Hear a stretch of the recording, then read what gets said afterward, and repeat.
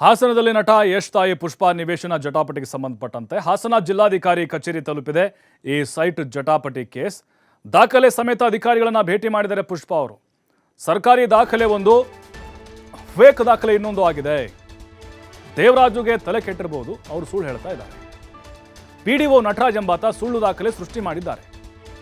ನನಗೆ ದಾಖಲೆ ರೆಡಿ ಮಾಡಿಕೊಟ್ಟವ್ರೆ, ಅವರಿಗೂ ಕೊಟ್ಟಿದ್ದಾರೆ. ನೋಡಿ, ಅಧಿಕಾರಿಗಳ ಎಡವಟ್ಟಿದೆ. ಸುಮ್ಮನೆ ಇವರು ಕಚ್ಚಾಡ್ಕೊಳ್ತಿದ್ದಾರೆ.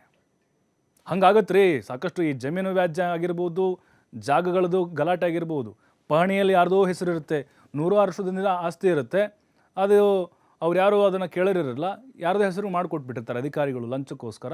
ಆಮೇಲೆ ಅವರು ಬಂದು ಮೂಲ ವಾರಸದಾರ ಅವ್ರು ಬಂದು ಹೊಡೆದಾಡೋದು. ಇಲ್ಲಿ ಯಾರು ತೊಗೊಂಡಿರ್ತಾರ, ಅವ್ರದ್ದು ತಪ್ಪಲ್ಲ, ಇವ್ರದ್ದು ತಪ್ಪಲ್ಲ, ಅಧಿಕಾರಿಗಳು ತಪ್ಪಿಲ್ಲಿ. ನನ್ನ ಬಳಿ ಇರುವಂಥ ನಕಲಿ ದಾಖಲಾತಿಯನ್ನು ಕೊಡಲೇಬೇಕು. ಜೊತೆಗೆ ಇವೆಲ್ಲವನ್ನು ಜಿಲ್ಲಾಧಿಕಾರಿಗಳ ಗಮನಕ್ಕೆ ತರ್ತೇನೆ. ಯಶ್ ತಾಯಿ ಅಲ್ವಾ, ನಾನೇನೇ ಮಾಡಿದರೂ ತಪ್ಪು ಅಂತ ಕಾಣಿಸುತ್ತೆ. ಅಧಿಕಾರಿಗಳ ಭೇಟಿ ಆದಮೇಲೆ ಯಶ್ ತಾಯಿ ಪುಷ್ಪಾ ಅವರು ಹೇಳಿಕೆಯನ್ನು ಕೊಟ್ಟಿದ್ದಾರೆ.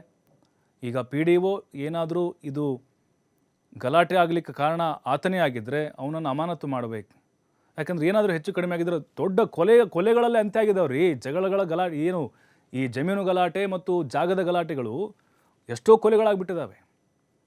ಜಾಗ ನಮ್ಗೆ ಸೇರಿದ್ದಂಥ ಇವರು ಬೇಲಿ ಹಾಕ್ತಾರೆ, ಅವರು ಬೇಲಿ ಒಡೆದು ಹಾಕ್ತಾರೆ, ಆಮೇಲೆ ಇವ್ರು ಹಾಕೊಳ್ತಾರೆ. ನೋಡಿ ಎಷ್ಟು ರಾದ್ಧಾಂತ ಆಗ್ಬಿಡ್ತು ಅಂತ ಪುಷ್ಪಾ ಅವ್ರದ್ದು. ಹೇಳದ್ನಲ್ಲ, ಇದು ಫೇಕ್ ಮಾಡಿದ್ದಾರೆ, ಇದು ಯಾರೋ ನಟರಾಜ್ ಅನ್ನೋರು ಫೇಕ್ ಮಾಡಿದ್ದಾರೆ ಅಂತ ನಮ್ಗೆ ಆಲ್ರೆಡಿ ಹಿಂದೆನೆ ಅವರು ನಟರಾಜು ಅವರು ಈ ಸೈಟ್ ಅವ್ರಿಗೆ ಗೊತ್ತು, ಆ ಏರಿಯಾ ಗೊತ್ತು. ನಟರಾಜು ಅಂದ್ರೆ ಅವನ ದೇವರಾಜು ಭಾವ, ಅವನು ನಟರಾಜು ಪಿಡಿ, ಅವನೆಲ್ಲ ಯಾವ್ದೋ ಬೇರೆ ಊರಿಗಿದ್ದಾನಂತೆ, ಹಿಂದೆ ಇಲ್ಲಿ ಇದ್ನಂತೆ ಆ ಏರಿಯಾದಲ್ಲಿ. ಅವ್ನ್ ಮಾಡಿರೋದು ಅಂತ ನಿಮ್ಗೆ ಫಸ್ಟ್ ಡೇ ಹೇಳ್ದೆ. ನನಗೆ ಯಾರು ಮಾಡ್ಕೊಟ್ರು, ಆಯಪ್ಪನೇ ಅವ್ರಿಗೂ ಮಾಡಿದ್ದಾರೆ. ಫೇಕ್ ಮಾಡಿರೋದೇ ಆಯಪ್ಪ ಅಂತ ನನಗೆ ಮಾಹಿತಿ ಇದೆ. ಖರ್ಚು ಕೇಳಿ ಆಯಪ್ಪನ.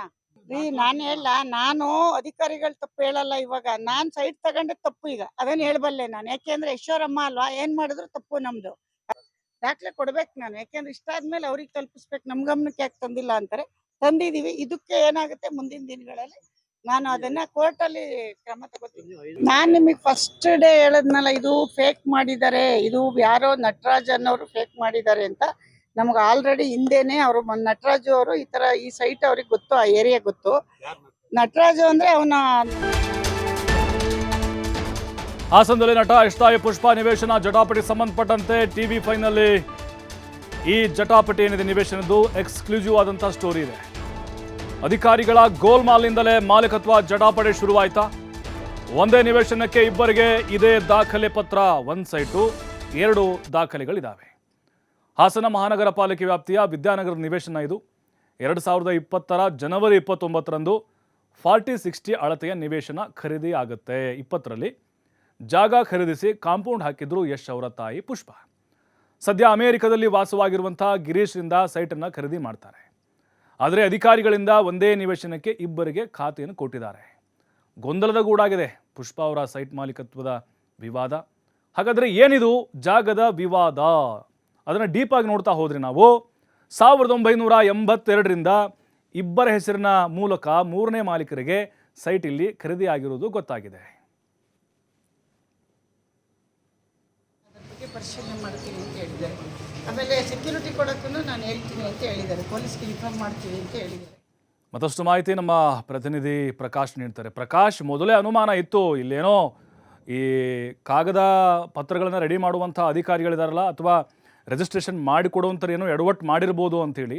ಯಾಕೆಂದರೆ ಪುಷ್ಪಾ ಅವರು ಅಷ್ಟೇ ಬಲವಾಗಿ ವಾದ ಮಾಡ್ತಿದ್ರು, ದೇವರಾಜ್ ಕೂಡ ಹಾಗೆ ವಾದವನ್ನು ಮಾಡ್ತಾ ಇದ್ರು.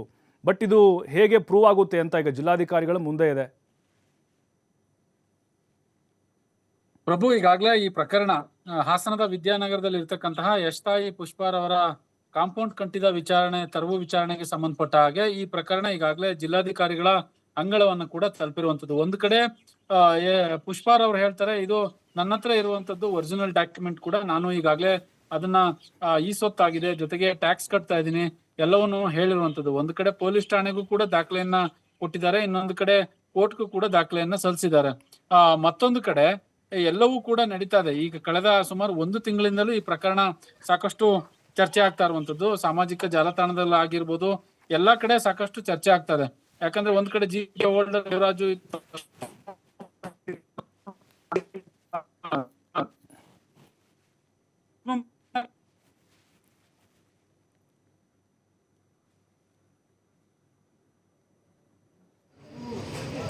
ಮೇಡಮ್ ಏನು ಡಿ ಸಿ ಭೇಟಿ ಮಾಡಕ್ಕೆ ಹೋಗ್ತಾ ಇದ್ರೆ ಹೇಗೆ?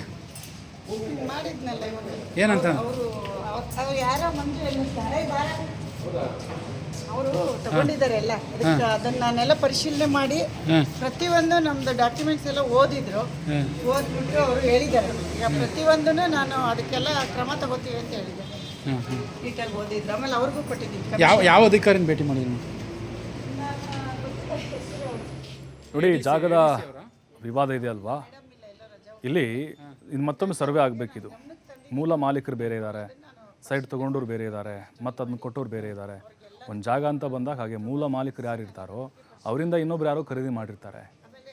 ಅಲ್ಲಿ ಮತ್ತೆ ಎಡವಟ್ಟುಗಳಾಗಿರುತ್ತೆ, ಅಥವಾ ಸೈಟ್ ಹಾಗೆ ಖಾಲಿ ಬಿದ್ದಿರುತ್ತೆ. ಅಲ್ಲಿ ಯಾರೋ ಬಂದು ಬೇಲಿ ಹಾಕಿರ್ತಾರೆ, ನಮ್ಮ ಸೈಟ್ ಅಂಥೇಳಿ ಅವರು ಗೊತ್ತಿಲ್ಲದೆ ಮಾರಾಟ ಮಾಡಿರ್ತಾರೆ. ಇವೆಲ್ಲ ಈ ಜಾಗದ ವಿವಾದಗಳು ಹಾಗೆ ಆಗೋದು. ಅಧಿಕಾರಿಗಳು ಮಾಡುವಂಥ ಎಡವಟ್ಟುಗಳಿಂದ ನೋಡಿ ಬೀದಿಗೆ ಬಂತು ಜಗಳ.